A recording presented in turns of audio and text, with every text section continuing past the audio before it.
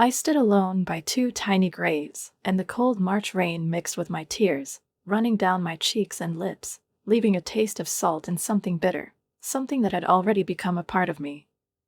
7 months was all I was given to spend with them. It's only been 7 months, and now two small hills of earth have become their last resting place. Fabio and Stefano. My boys.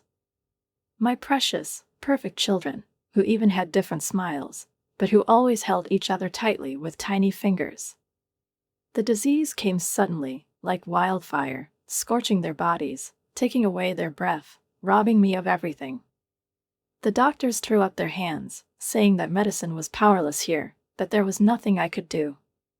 But the words did not remove this emptiness, did not remove the guilt that squeezed his chest with every breath, like an iron hoop, tighter, more merciless.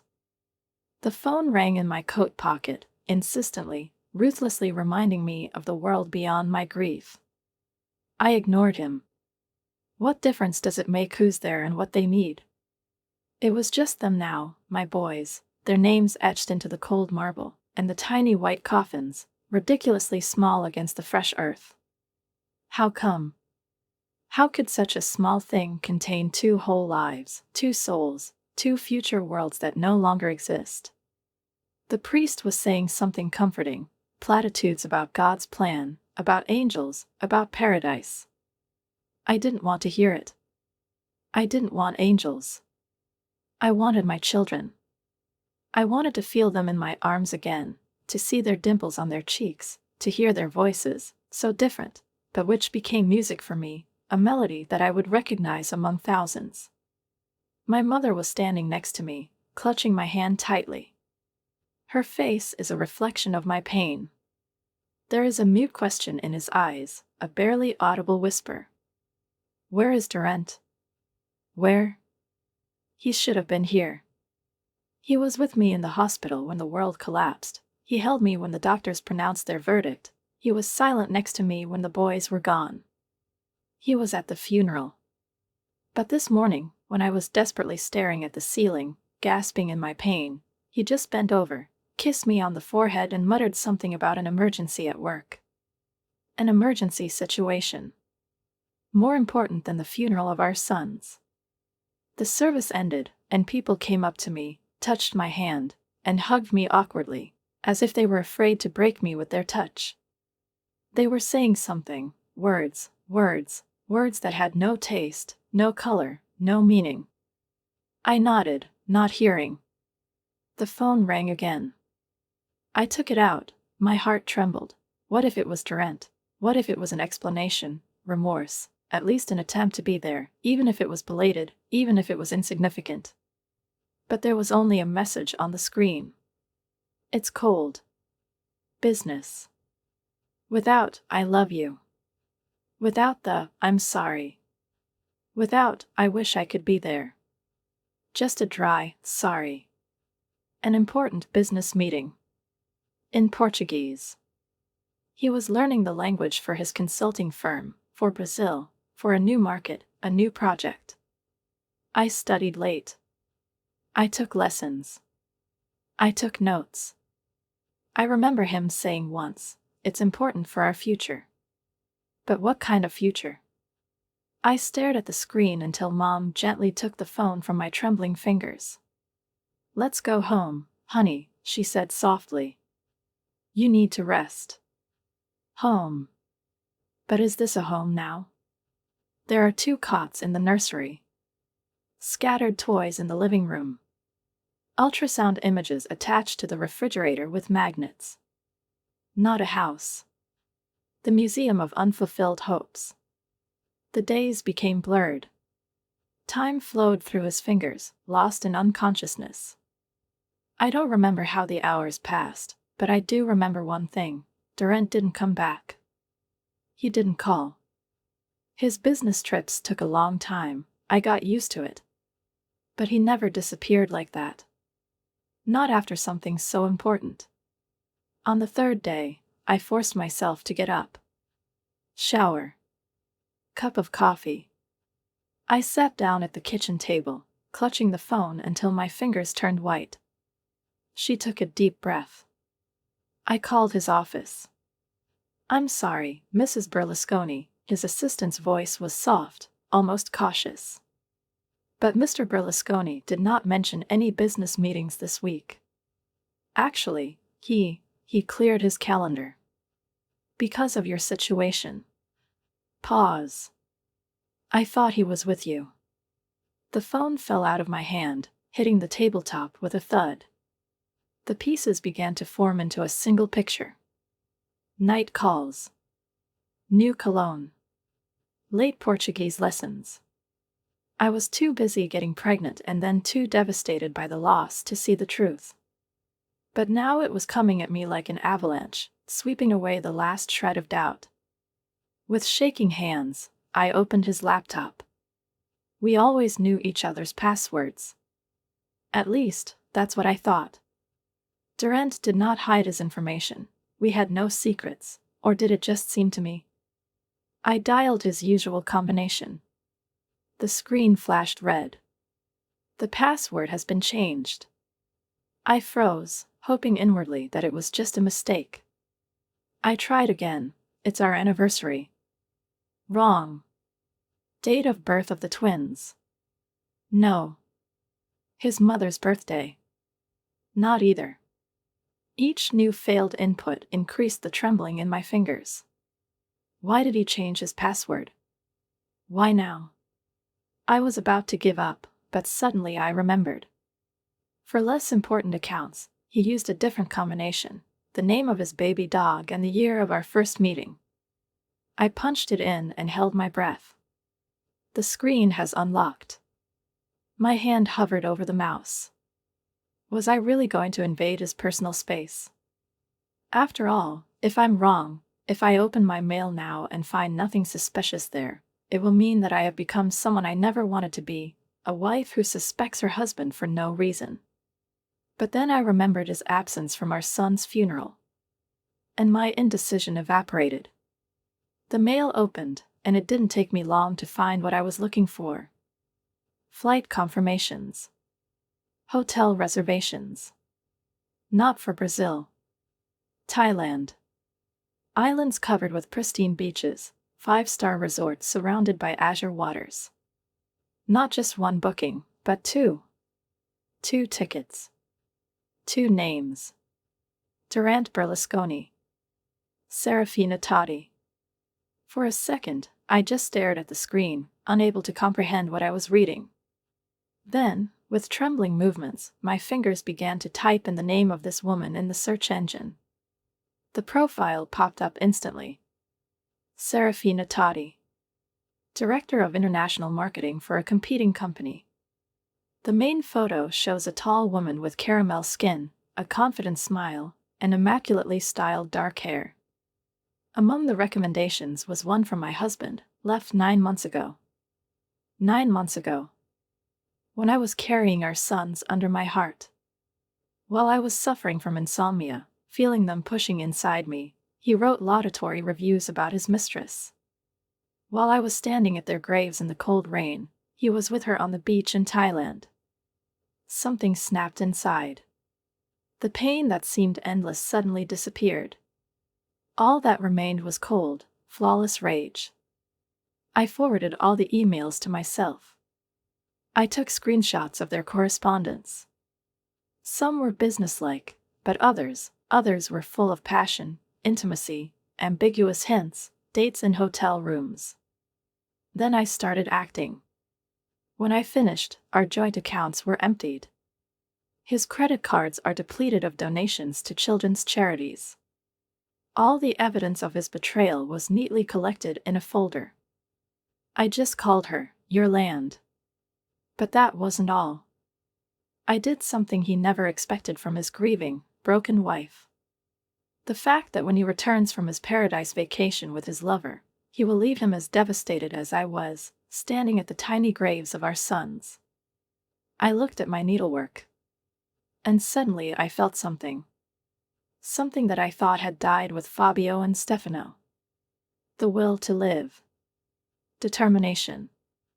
And, most surprisingly, the vibration of something that felt almost like freedom. At that moment, the doorbell rang. Right on time.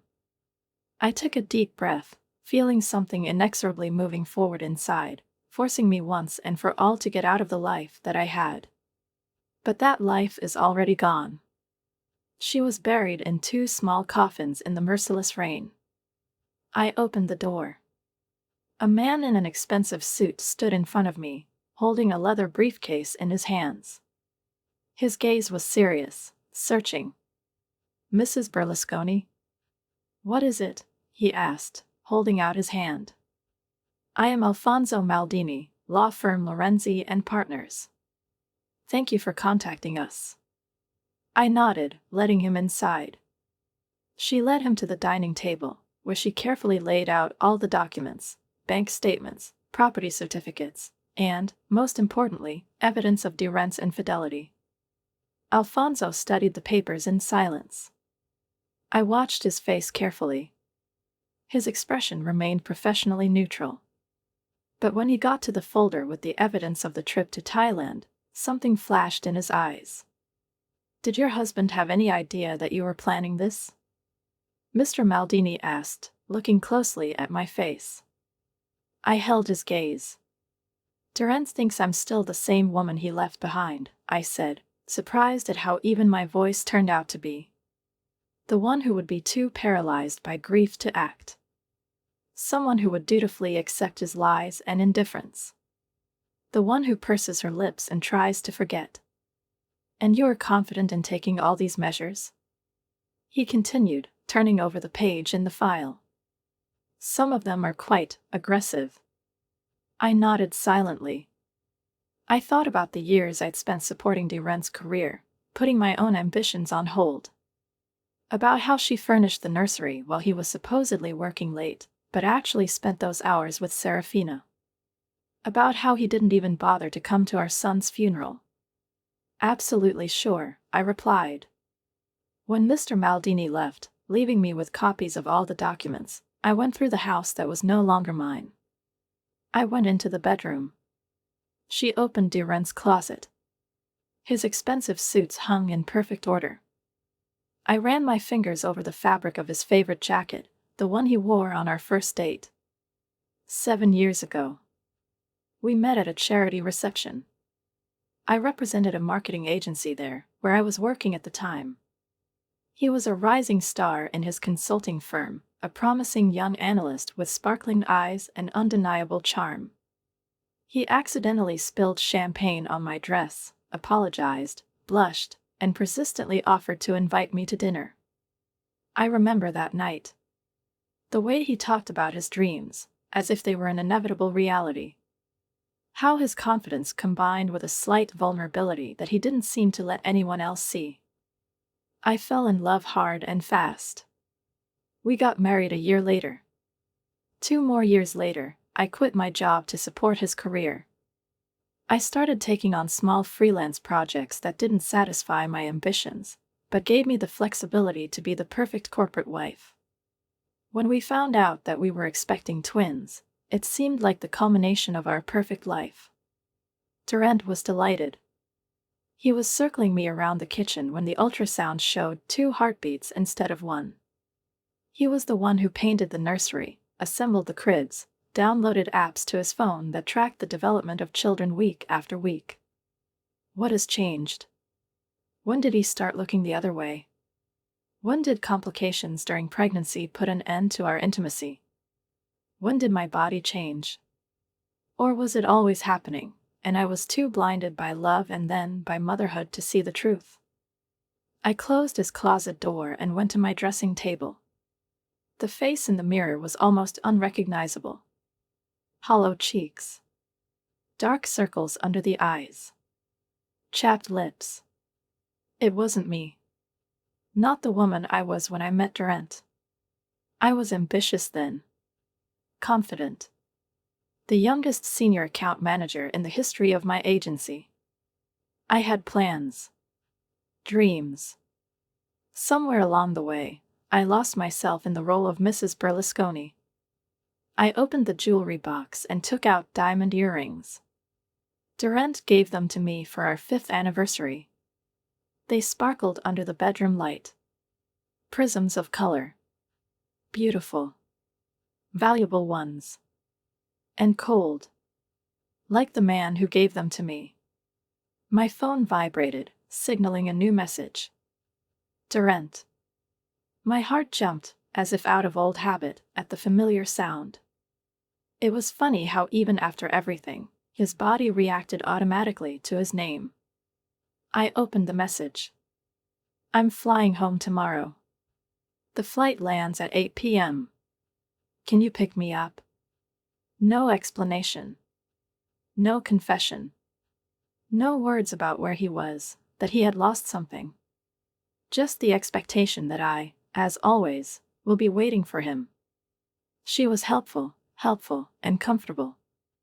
I closed the message without replying. Let him live in uncertainty for a while. Let her feel, at least for a moment, the emptiness in which I existed from the moment when the earth closed over our sons. Instead, I called my mom. Can I stay with you for a few days? Of course, honey, her voice was instantly caring. Is everything okay? I laughed mirthlessly, a short, hollow sound. No, Mom. It's not okay. But it will be. I packed my suitcase, putting only the essentials inside. Nothing else belonged to me here. Before I left, I took one last look at the house that was the scene of my happiest and most destructive moments. There was a fig tree in its ceramic pot in the corner of the living room. I planted it when we first moved in. It almost died twice, once when we went on vacation, and the second time when I forgot about it in the last weeks of pregnancy. But every time, I saved him. Now it was tall and strong. I went over to it, carefully ran my fingers over the wide, glossy leaves and poured the soil from a bottle of water. We'll both survive, I whispered. My gaze slid to the wall. There, on the shelf by the door, was our wedding photo. Durant and I laugh, looking into each other's eyes, confident that we have a long, happy life ahead of us. How stupid. I turned the frame face down. Outside, the evening sun cast long shadows on the neatly manicured lawn. This house was once a dream place. He was a trap now. I went out onto the porch, loaded my suitcase into the trunk, and got behind the wheel. The engine started to hum, and with it, a sense of determination crystallized in me. Tomorrow Durant will return to an empty house. And he will feel the consequences of his choice in full. He'll find out what I'm capable of in his absence. How thoroughly can I destroy the life he took for granted? But what won't he know? What will keep him awake at night in the coming weeks? So this is just the beginning. I set off a chain of events that even I couldn't completely predict. Created ripples. Which will turn into a storm. I pulled out of the driveway, and at that moment a new notification appeared on my phone screen. Confirmation of the meeting, Dr. Eleanor Galliani. Is the first step in a plan that even Mr. Maldini did not know about. A plan that will either save me or destroy me. About the plan that began to take shape the day I stood alone in the rain, saying goodbye to my sons, while their father was lying on the beach with another woman. I left without looking back. I left behind the woman who would have forgiven. Who would try to understand.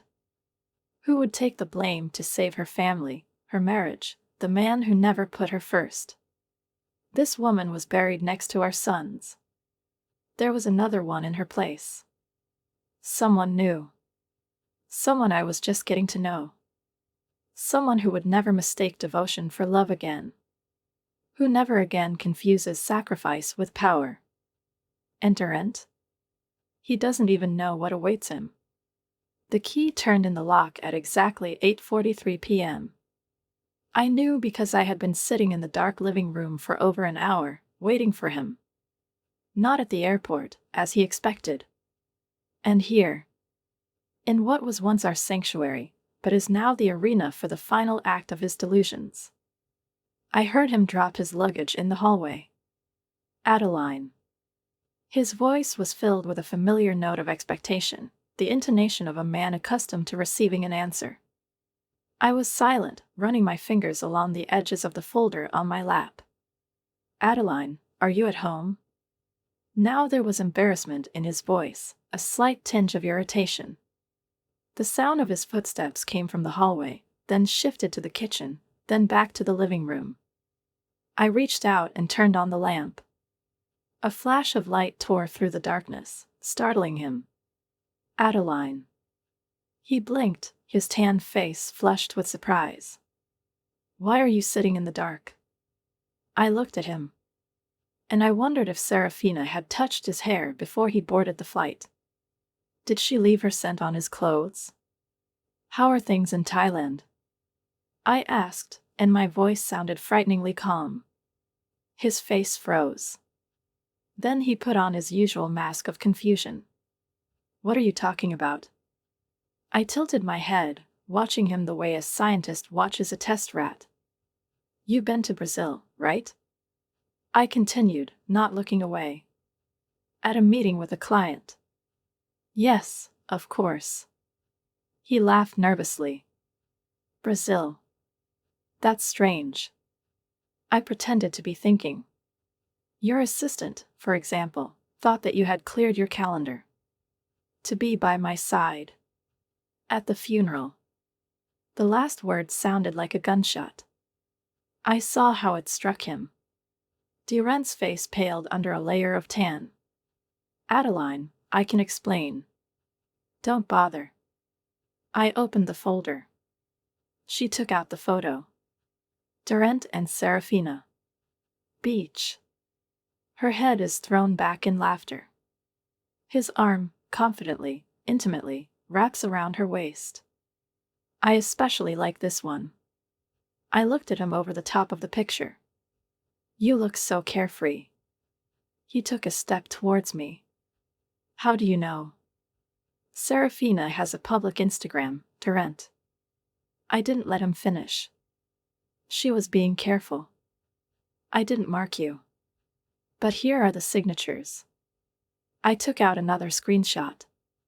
"Paradise found with my love." I read it aloud. "Published on the day we buried our children." I saw him tense up. How he ran his hand through his hair, the same gesture he always used when he was trying to come up with a lie on the fly. I could almost hear him running through dozens of options in his head. What excuses sound plausible? Which lies can be sold as the truth? "It's not what you think."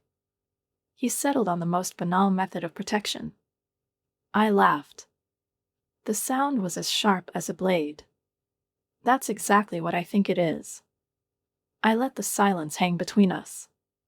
"When I lowered our children into the ground, you lowered yourself into another woman." He shuddered. That's rude, Adeline." "Rude?" I smiled, coldly, cheerlessly. Rougher than a father who traded his son's funeral for a tropical resort? He turned away. I couldn't accept it. He whispered. "The funeral. Grief. All that. I just needed to escape." "And Serafina was your escape hatch?" His silence said more than his words. I balled my fingers into a fist. "How long, Durant? How long has she been your paradise?" He looked at me. Then, almost imperceptibly, he nodded. "Before the twins?" I asked, and my heart felt as if it had been hit. He nodded again. "It all started as business meetings. Then there are late dinners. Then you slept with her while I was decorating the nursery." I said it almost without emotion. "While I was on bed rest, trying to save our sons. While I was planning their funeral." Every word was like a slap in the face. I watched him wince, his shoulders slump. "I never meant for this to happen," he breathed. "No one ever wants to." I shrugged my shoulders. "But the choice was made, Durant. By you." I met his gaze. "And now with me." His head snapped up. What does that mean? I handed him the folder. Take a look for yourself. Durant hesitantly took it, and I watched his face change as he flipped through the pages. At first, there is confusion. Then, distrust. And finally, the horror. Bank account statements with zero balances. Credit cards exhausted to the limit. Legal documents with my signature on the dotted lines. What have you done? His voice sounded hoarse, as if the words were stuck in his throat. Something I should have done years ago. I met his gaze.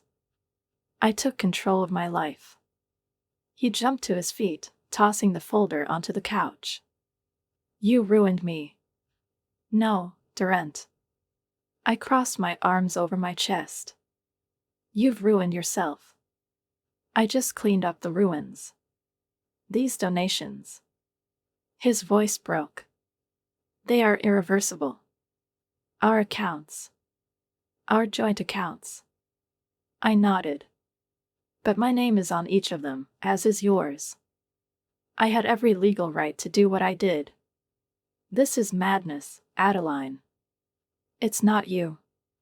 I smiled, evenly, calmly, confidently. You're right. The old Adeline would have cried. I would beg you to explain. I would like to give her another chance. She would blame herself for not being enough. I paused. But that Adelina died with our sons. Durant's face contorted with anger. I will fight. His voice was low, menacing. I'll tell everyone that you're unstable with grief. No judge will take your side. I felt a slow smile spread across my lips. Maybe. I took a step forward. But before you rush to your lawyer, you should check your email. His brows furrowed. What are you? I sent copies of everything. I leaned closer, enjoying the moment when he began to realize the scale of what was happening, including the evidence of your affair. I straightened up, watching as his fingers convulsively gripped the armrest of the sofa. Who did you send this to? To your partners in the firm. He turned pale. Those who have a moral clause in their contracts. He staggered as if he'd been hit. To those who have just made you a partner based on your image of an exemplary family man. You wouldn't do that. I've already done it. His chest heaved with heavy breathing. And that's not all, Durant. Much more. For the first time in all the years I'd known him, Durant looked scared. He slowly sank onto the sofa, holding his head in his hands. What do you want, Adeline? His voice was muffled. Money? A house? What will make it disappear? I stood up, smoothing the folds of my plain black dress. I don't need anything else from you. I looked down at him. I've already got everything I need to start over. I headed for the door. Where are you going? His voice was hoarse. This is your house, too. I stopped, my hand on the doorknob. No, Durant. I turned around slowly. This has never been my home. It was just a beautiful cage that I helped build around myself. He got to his feet, looking at me as if he'd never seen me before. So that's it? After 7 years, are you just leaving? I looked into his eyes for the last time. It's funny to hear this from a man who left the funeral of his own children. I saw his face twitch for a moment. How sincere remorse flashed in his eyes. But it wasn't enough. Not enough at all. Goodbye, Durant. Outside, the night air seemed clean and new. I went to my car, got behind the wheel, and drove out of the yard. From the house where my greatest joys and deepest sorrows were kept. The phone vibrated on the seat next to him. Dr. Galliani. We have reviewed your files. We need to discuss the options urgently. Can you come back tomorrow? I quickly replied in the affirmative and put the phone away. Whatever the doctor finds, I'll deal with it tomorrow. I won today. I stood up for myself today. As I drove through the night streets to my mother's house, I suddenly realized. I didn't tell Durant everything. I didn't tell him about the strange symptoms that first appeared during pregnancy. The symptoms that I attributed to stress, fatigue, and carrying twins. I didn't tell him about the preliminary tests. About referral to specialists. About the fear that wouldn't leave me, even when I was grieving for my sons. Most importantly, I didn't tell him about the document at the very bottom of that folder. The one that he won't discover right away. Not until he gets over his rage over the financial collapse. A document that will change everything again. Just when he thinks he understands the full extent of what I've done. Just when it seems to him that he has begun to pick up the pieces of his ruined life. A document that contained the real reason why I needed to be released now, while I still had the strength to do so. The headlights of my car cut through the darkness. The life I'd built with Durant was behind me. She disappeared into the shadows as I turned into my mother's house. And ahead was the unknown. Scary. But somehow less frightening than the cage of lies I just escaped from. I took a deep breath. And pressed the accelerator. For the first time in many years, I was leading my own life. Dr. Eleonora Galliani was exactly as I remembered her. She was tall, with gray hair pulled back in a neat bun. Her gaze combined clinical precision and sincere compassion. She didn't waste time on pleasantries.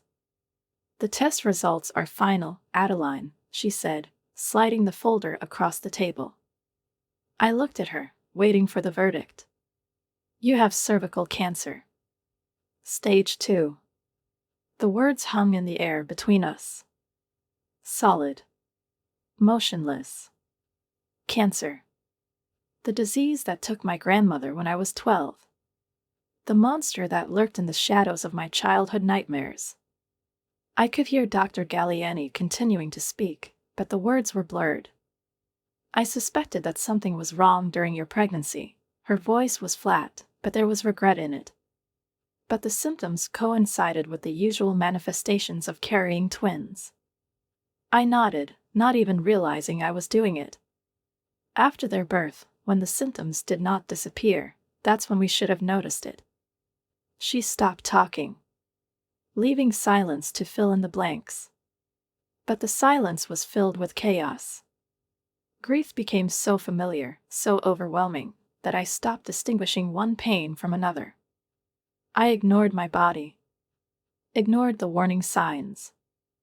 I thought that if I could bear my son's funerals, I could bear anything. "What is the forecast?" My voice sounded far away. As if I hadn't asked the question. Dr. Galliani leaned forward, folding her hands on the table. "The situation is serious, but not hopeless." I looked up at her. "The cancer has not metastasized to other organs," she continued. "But aggressive treatment will be required. Operation. Radiation therapy. Maybe chemotherapy." She paused.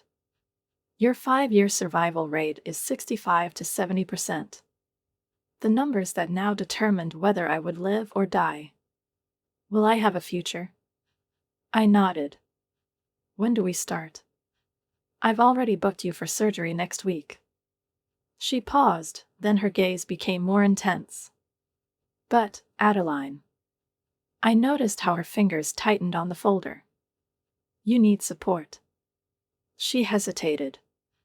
"You mentioned that you are staying with your mother. But is there anyone else?" "Your husband?" I snorted. "Durant is no longer in the photo." She nodded without insisting. But her eyes remained strained. "Then you will need to create a support system." She waited, then added. "Cancer treatment is not something that can be done alone." I looked out the window. The urban landscape was blurring behind the glass. I thought about my mother. A woman tormented by grief for her grandchildren. About the friends I've alienated from myself. About the people I lost when I narrowed my world so that it revolved only around Durant. About the colleagues I broke off with when I gave up my career for his ambitions. I suddenly realized the truth. I don't have many people. I admitted it out loud. Dr. Galliani nodded, but I caught a glimmer of concern in her eyes. Then we have to change that. I crossed my arms. How? First of all, accept help when it is offered to you. I sighed. Maybe. But my voice sounded uncertain. All my life, I've been the one who supported others. The one who sacrificed, who gave in, who bent over so as not to break. Dr. Galliani's expression softened. Then maybe it's time to find new people. I felt something tremble inside me. I'll put you in touch with our support group for women with gynecological oncological diseases, she continued, handing me a stack of brochures. Many of them have experienced similar shocks: divorce, loss, career changes. You'd be surprised how strong these connections can be.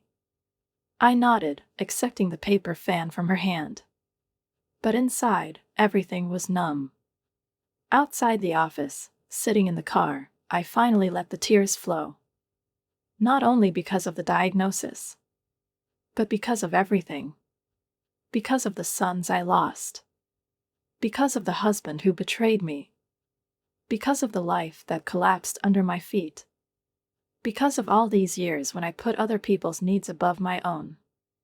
I covered my face with my hands, and my shoulders shook with silent sobs. When the tears ran out, silence came. And the solution? I won't tell my mother about cancer. Not yet.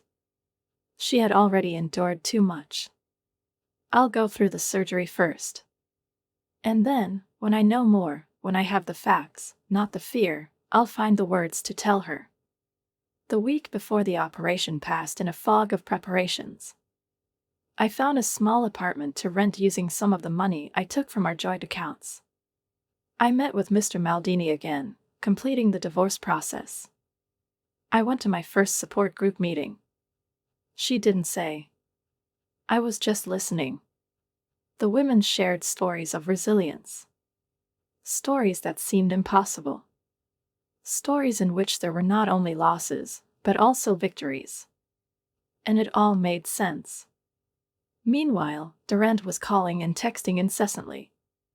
Sometimes he begged. Sometimes he threatened. Sometimes he confessed his love, which he never properly showed. I haven't replied to any of the messages. The folder I left for him did its job. His partners put him on administrative leave, pending an investigation into his moral conduct. Apparently, Serafina returned to Brazil alone. And the financial damage I caused turned out to be significant enough to make him climb. In the evening, the day before the operation, I was sitting alone in a modestly furnished apartment. The phone rang. An unfamiliar number. Adeline Berlusconi? Yes, who is it? This is Serafina Totti. I froze. My veins were frozen. Durant has been calling me nonstop since he returned from Thailand. Her voice sounded clear, restrained, almost formal. I gripped the phone tighter. He told me what you did. Did he also tell you why? Yes. One single word. But there was more to it than that. Something unexpected. I knew he was married, she said after a pause. But he told me that you had broken up. I closed my eyes. Such an old, such a familiar lie. When I found out about your children, I immediately ended the relationship, Serafina continued. That's why I left Thailand earlier. I stifled a bitter laugh. How noble of you. I'm not calling to make excuses. I almost believed it. I'm calling because Durant mentioned that you went to the doctors. I tensed up. He found some medical records that you left behind. My stomach twisted. Preliminary test results. I thought I had everything. But of course, Durant would have searched every corner of the house, hoping to find at least something that would give him an advantage in the war I started. I clenched my fingers on the phone. It's none of his business anymore. Serafina did not immediately respond. Maybe not. She spoke slowly. But if you're sick, he needs to know. Does he have to know? I practically snorted. Despite everything? Despite everything, she repeated. He cares about you. I laughed. Sharply. Abruptly. Is he telling himself that leaving me alone at our children's funeral was an act of caring? Silence. Heavy, oppressive. I'm sorry to be involved in your pain, Adeline. Her voice was tired. Sincere. Really. She paused. Whatever you're facing, I hope you don't go through it alone. The call ended. I remained sitting, strangely shaken. I didn't expect her to be sympathetic. I didn't expect anything from her at all. The next morning, when I was checking into the hospital for surgery, a familiar figure appeared next to my wheelchair. My mother. Her face was contorted with worry and barely contained anger. Why didn't you tell me? Stop it, she demanded. I reached for her hand, but it wouldn't budge. I was going to, after the operation. My voice was hoarse, but I tried to speak firmly. I didn't want you to worry. Worried? She inhaled sharply, her eyes filling with tears. Adeline, you are my daughter. It's my job to worry. She knelt down next to my stroller, and suddenly I saw her real pain. She has already lost her grandchildren. Now she felt like she might lose me. How did you think you could handle this alone? I do not know. I wasn't thinking about the future. I was too focused on breaking with the past. But now the future has arrived. My mother took my hand and squeezed it with a strength I hadn't expected. I'm here now. She wiped her tears with the back of her hand. And I'm not going anywhere. When I was being taken to the surgical department, my phone vibrated. A text message from Durant. I know about cancer. I'm in the hospital. Please let me see you. I showed the message to my mother. Did you tell him? She shook her head. No. But I'm not surprised he found out. It's a small community, and Durant has connections everywhere. She hesitated. Do you want to see him? I thought about the man who abandoned me at the most difficult moment. About the husband who betrayed me countless times. About the man who lied to me even when I was carrying his children. The father of my lost sons. No. Are you sure? I nodded. Everything that happened with Durant is over. Now I need to focus on survival. My mother squeezed my hand harder. The orderly pushed the wheelchair forward, and I drove through swinging doors decorated with the inscription, "Authorized personnel only." The last thing I saw before the anesthesia took effect was the surgeons' faces in masks. There was a promise in their eyes. A promise they couldn't guarantee. When I woke up, the room was in semi-darkness. A fog of pain and medications enveloped his head. The air smelled of antiseptic and something else, something familiar. I turned my head slowly. Durant was sitting in the armchair by my bed. His face is distorted with something like worry. But anxiety can be different. Sometimes it's the fear of loss. Sometimes it's the fear of consequences. I tried to speak, but my throat was sore from the intubation tube. You shouldn't be here. My voice was weak, but clear enough. I had to make sure you were okay. He leaned closer. Your mother finally took pity on me. She's having coffee in the lobby. I turned to the window. I don't want you here. Adeline, please. For the first time in a long time, his voice sounded sincere. I know that what I did was unforgivable. He clasped his fingers together as if he was looking for something to hold on to. But this cancer. He changes everything. I looked back at him. Anger tore through the fog of painkillers. Is he bringing our sons back? He froze. Does he erase your betrayal? I saw his eyes fill with tears. No. Does he make you the man I thought you were? He shook his head slowly. Nothing can do that. He leaned forward, trying to catch my eye. But it shouldn't be like this between us. Let me help you get through this. He reached out to me as if to rescue me. We can start over. In a different way. I almost believed it. Durant, sitting in front of me, looked like the man I once fell in love with. Honest. Vulnerable. Honest. But then, I remembered how I stood alone in the rain at our son's funeral. How he was hugging another woman at that moment. I remembered the photos from the beach. His smile. Her laughter. We're gone, Durant. I said it softly, but clearly. There's only me. I'm fighting for my life. I looked at him straight, without a shadow of doubt.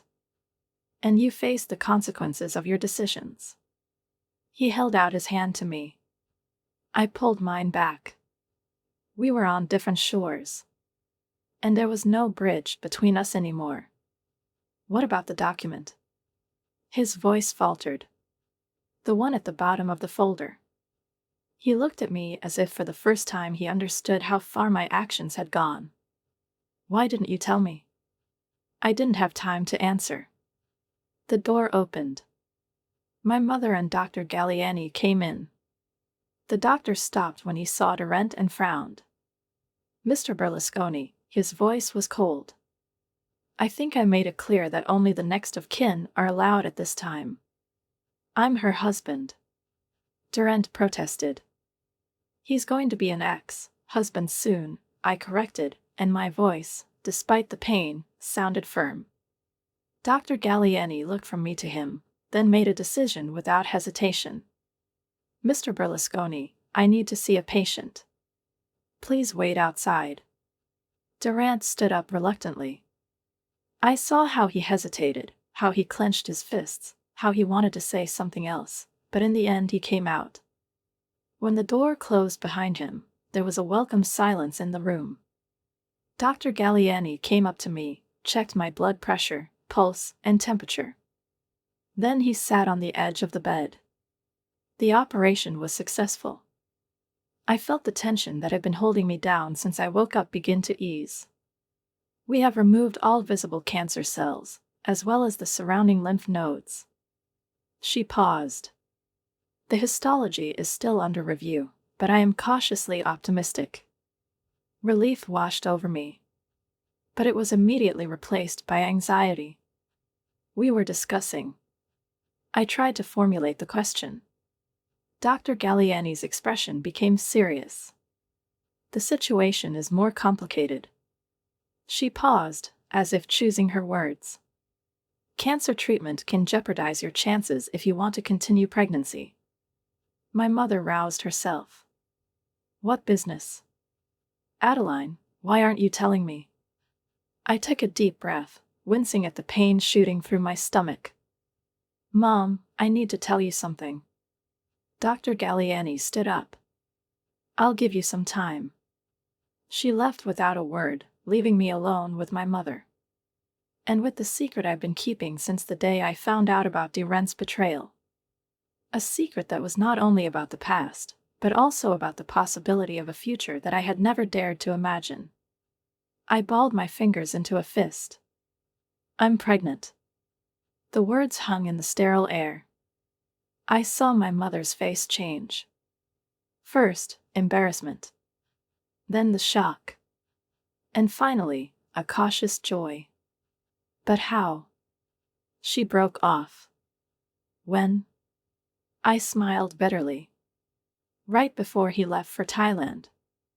The irony burned. The strangest thing is that I didn't know myself. The mother pursed her lips. Did you find out after the funeral? I nodded. I thought the symptoms were just a physical manifestation of grief. I grimaced, getting comfortable. By that time, I had already found out about Serafina. Does he know? Yes. I ran my tongue over my dry lips. He found the documents in the house after I left. It was the last document in the folder. Confirmation of pregnancy. From my doctor. Dated 2 days after the funeral. My mother sat heavily in the chair that Durant had vacated. And now what? She asked the question I was afraid to hear. And cancer. What does this mean for the child? I closed my eyes. Dr. Galliani has made the risks clear. I took a deep breath. The operation during pregnancy was difficult, but possible. But radiation therapy and chemotherapy, which may still be needed. I stopped talking. Mom put her hand over mine. It means I have a choice. She looked at me for a long moment. Whatever you decide, I'm with you. Over the next few days, while I was recovering, Durant continued his campaign to get back into my life. New messages arrived every day. Sometimes he confessed his love. Sometimes he begged for a chance. Sometimes he threatened legal proceedings. Then he begged again. Then he promised support. He even sent a letter once, officially waiving any claims to the money I took, assuring me that he only wants to make amends. But I didn't answer. On the 3rd day, Dr. Galliani entered the room. In his hands is a medical folder. The histology results have arrived. My mother held her breath. I clutched the sheet. The doctor opened the folder. The edges are clean. She looked at me. And the lymph nodes show no signs of metastasis. I felt the air return to my lungs. It means, her voice was soft, that we can postpone radiation therapy until after the birth. Without risking your life. This news was like the first ray of sunshine after an endless storm. Pregnancy can continue. My chances of recovery were good. For the first time in months, hope seemed real, not a cool mirage. That afternoon, I agreed to a meeting with Durant. He entered the room cautiously, as if he was afraid that I would evict him at any moment. "Thanks for seeing me," he said, standing at the foot of my bed. I studied him. The man I once loved. The father of my lost sons. The traitor who broke my heart. He looked shrunken. Not only physically, but also in essence. The once confident, sometimes even arrogant man I married now seemed older, tired, somehow blurred. "How are you feeling?" His voice was low. "Better." I didn't look away. "The cancer has not spread. The doctors think that I can postpone further treatment until the baby is born." Relief flashed across his face. "This is wonderful news." He took a step closer. "For you and the baby." "Durant, why are you here?" I asked, glaring at him. He didn't look away. "Because I want to fix everything." He made a pause. "Because despite everything I've done, I still love you. Because this is our child." He was looking at my face as if he was trying to find in it what he had lost. "You carry love." I repeated his word, tasting it. "Love." I shook my head. "You keep using that word, but I don't think it means what you think it means." The shadow of a smile touched his lips. I recognized the reference to the movie, one of our favorites in those past happy days. "Fair enough," he said. "But I know." He took a breath, clenched his fingers into fists, then unclenched them. "When I heard about cancer, about the baby, something changed." He ran a hand over his face. I realized what I threw away. What exactly do you think you threw away? He exhaled softly. The wife who put her career on hold for mine. The mother who single-handedly suffered the loss of our children because I was too busy. He blinked, swallowed. His mistress. Or just your comfortable life. I saw him flinch at his own words. I've been seeing a therapist since I got back from Thailand, he said after a pause. I raised an eyebrow. I'm trying to figure out why I did what I did. And what deep understanding have you gained? Durant sank into the armchair by my bed. That I'm a coward. He ran his hands over his face, lingered over his eyes. That when the twins got sick, I couldn't accept the possibility of losing them. He looked at me almost pleadingly. That instead of supporting you, I ran away. What is she? He held his breath, then exhaled. She represented salvation from pain for me. He paused. I looked at him for a long time, calmly. I know that's not an excuse. No, that's not true, I agreed. But at least it's fair. We sat in silence for a long time. The only sound is the soft beeping of the monitors. What do you want, Durant? I finally asked. He leaned forward, resting his elbows on his knees. Joint custody. I felt something constrict inside. I want anything you're willing to give me. He ran a hand through his hair. A chance to prove that I can be better. The role in our child's life. Forgiveness, someday. He made a pause. Although I know that I didn't deserve it. I closed my eyes. Exhaustion rolled in waves. I do not know if I can give you any of this. I opened my eyes and looked at him without anger, but also without warmth. I need to focus on recovery. For this child to be born. Everything else is secondary. He nodded slowly. I understand. He stood up, preparing to leave. He stopped in the doorway. For what it's worth, Adeline. I raised my head. I'm proud of you. He paused. By what you did. That she had taken control. That she stood up for herself. He smiled bitterly. It cost me everything, though. He left, leaving silence in his wake. I slowly put my hand on my stomach. It was still flat, but there was already a small heart beating inside. A new life. Against all odds. An opportunity one didn't dare think about after losing the twins. Now this pregnancy represented not just the hope of becoming a mother again, but also a reason to fight cancer with all her might. The following week set a new rhythm in my life. I went for regular checkups with an oncologist and an obstetrician. I started attending a support group, where I finally opened up and shared my story. I spent quiet evenings with my mom, reconnecting, which over the years of living with Durant, I almost lost.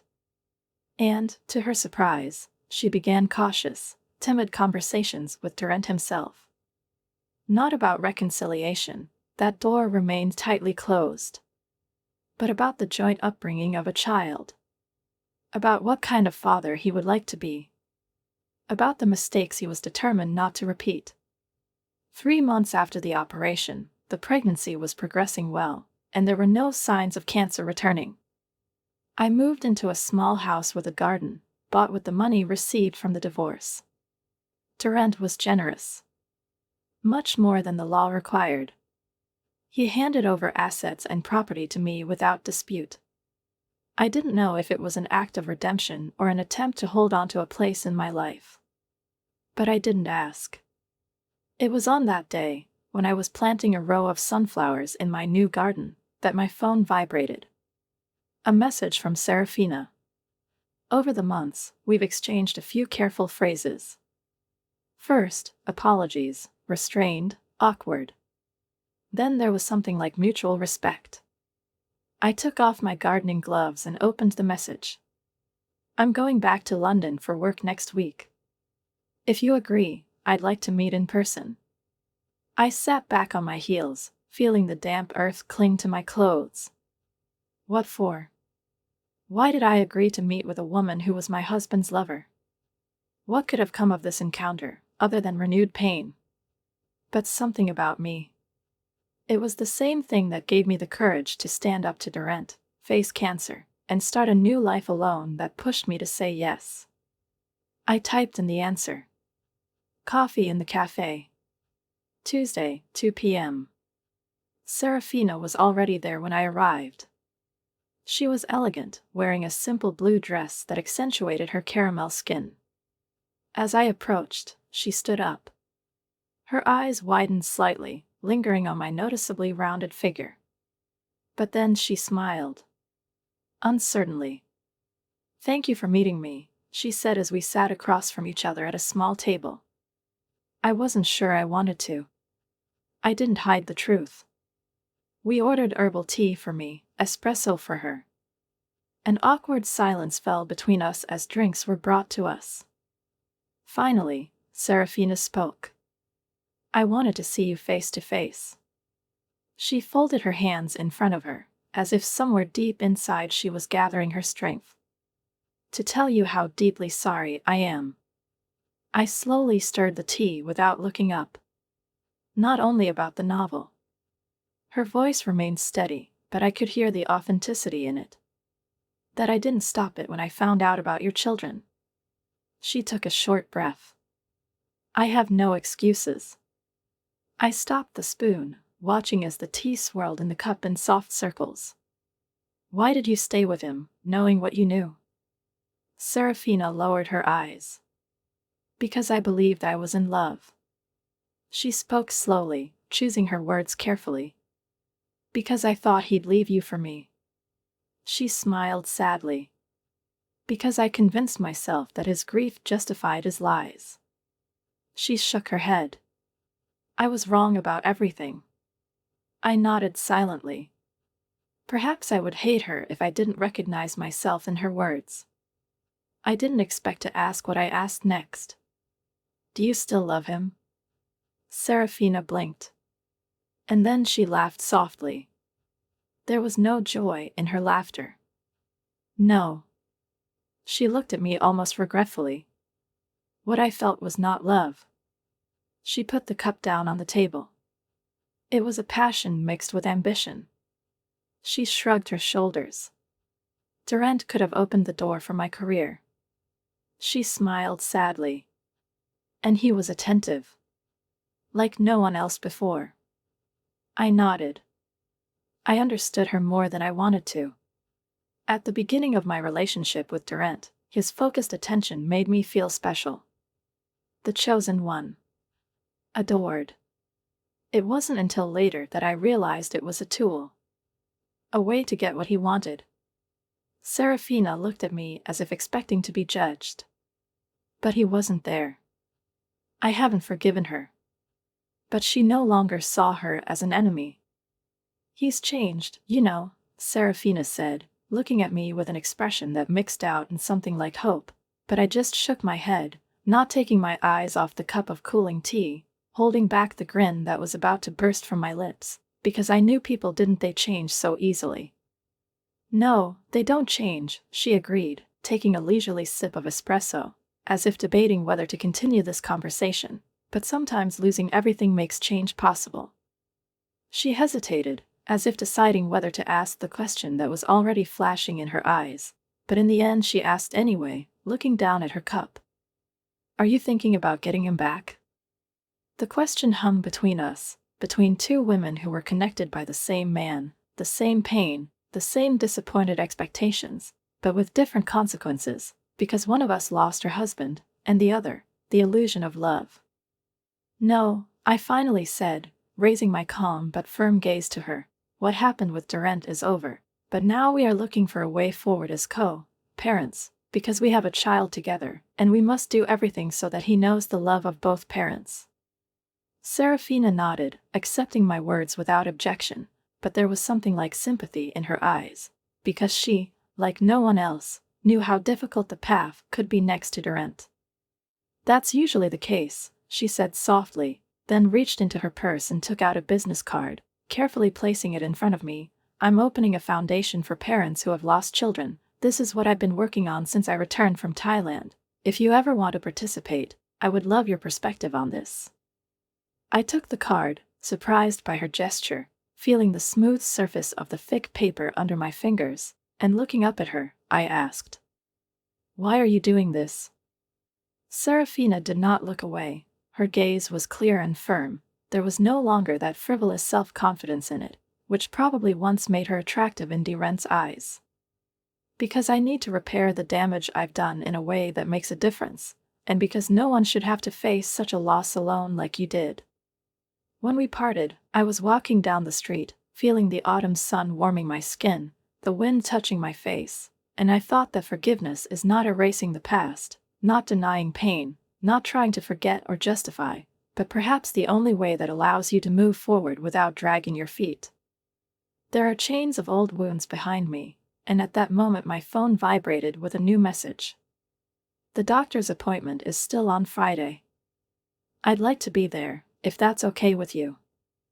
I typed in a simple yes and kept walking without looking back, because there was no hope or regret in that answer, but only acceptance of a new reality.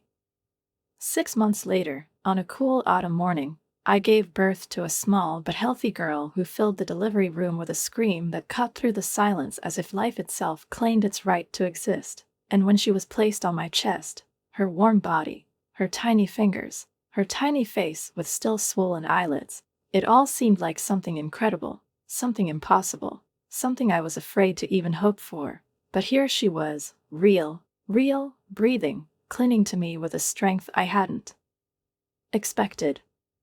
I named her BT because she represented the beating of life, hope against all odds, and because I wanted her to bring the light into this world that I myself had been searching for so long. Durant was there, not directly next to him, but present, maintaining a respectful distance, but not disappearing, not running away, as happened with the twins, and I saw that he understood this, that he felt the difference, felt his responsibility, which could no longer be undone by fear or pain.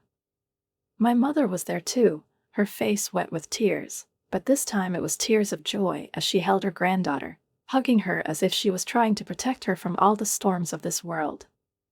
In the first quiet hours after giving birth, when Beatty was sleeping in her hospital cradle and Mom had gone to rest, Durant was sitting by my bed, and his voice sounded muffled but clear in the silence. "She's perfect." I looked at him. Just like her brothers. The mention of our sons was no longer a breathless pain, no longer a black hole that sucked in everything around it. Now it was a bittersweet reminder that lived inside me, but it didn't destroy me.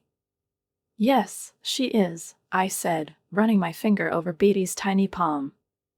Durant ran his hand over the back of his head, as if gathering his courage, and said slowly, carefully, as if weighing every word, "I want you to know that I understand my place in your life now."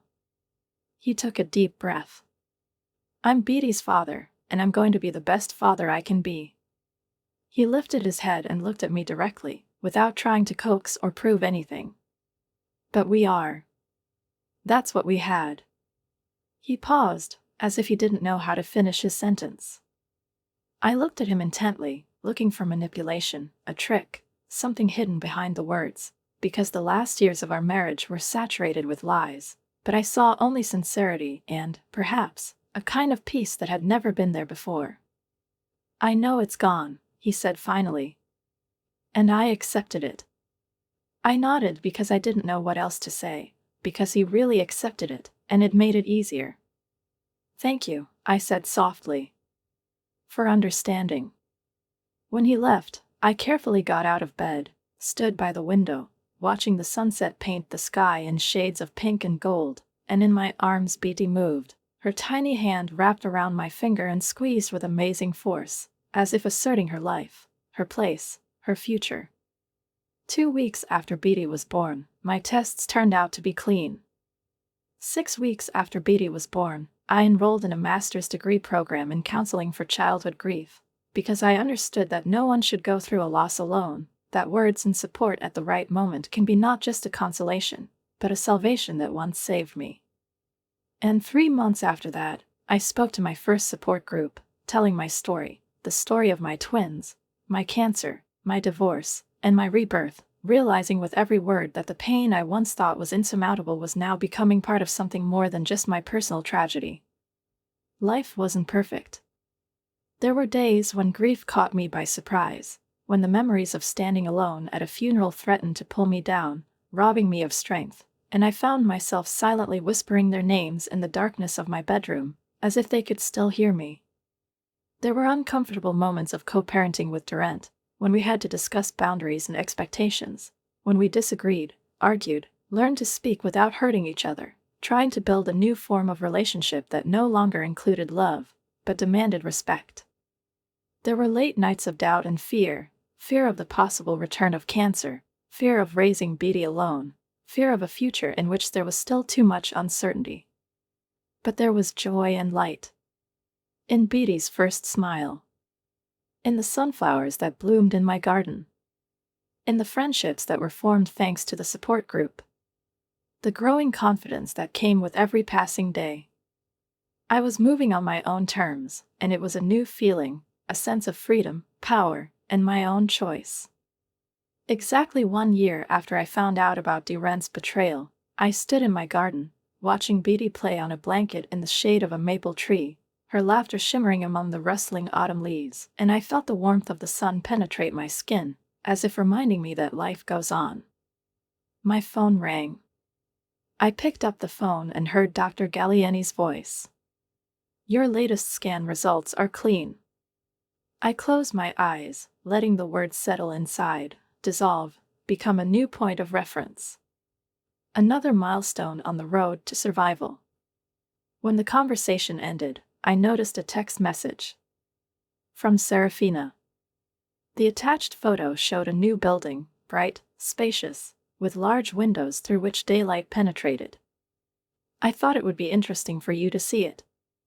The Fabio and Stefano Berlusconi Center is officially open. Your story inspired me to do this." I stared at the screen while tears blurred my vision. I typed only one word in response, but I knew she would understand everything I wanted to say. "Thank you."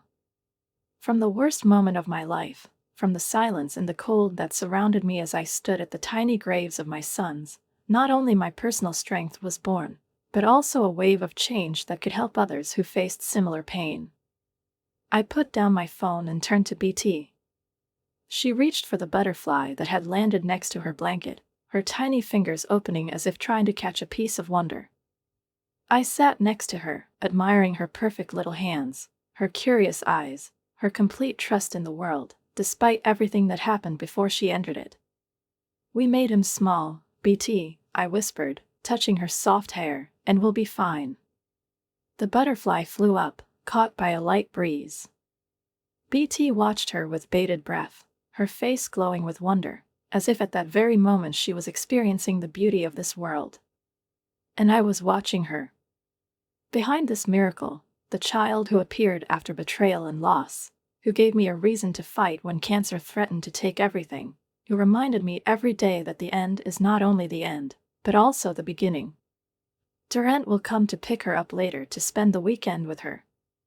We have learned to build a new norm, a carefully rehearsed dance of shared parenting without shared lives. He sincerely tried, to be the father Beatty deserved. Whether he could become who he wanted to be, whether he would succeed, was still an open question, but his efforts were undeniable. And as for me, I was no longer defined by what I had lost or what had been done to me. I was defined by what I built from the ruins. A new house. A new goal. A new understanding of one's own strength. A woman who stood alone in the rain a year ago, broken by grief and betrayal, would not have recognized the woman I have become. Mother. The survivor. A defender of herself. That woman thought her life was over. She couldn't imagine that everything was just beginning. Write a comment on what you think about this story and don't forget to subscribe to the channel and like it. See you soon.